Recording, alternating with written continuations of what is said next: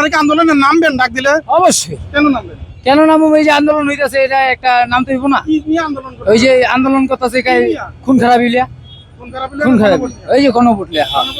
যাই হোক, নামবেন আপনারা? হ্যাঁ অবশ্যই।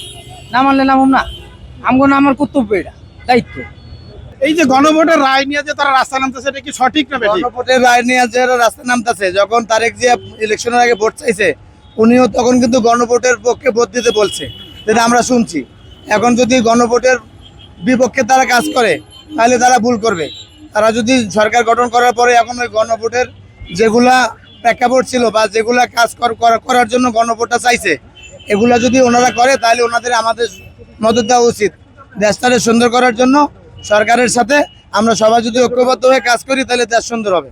আর যদি না মানে তাহলে? যদি না মানে, তাহলে আবার বেশিবিদ সরকার যেমন পতন হয়েছে তারাও হবে। আমরা রাজনীতি করি না, আমরা চাই দেশে শান্তি, দেশে শান্তি হোক, যে দলে ক্ষমতা আসে। আপনি কি এটা সাপোর্ট করেন আন্দোলন? না না, আন্দোলন এখন কোনো সাপোর্ট হয় না। না না, শান্তি চাই।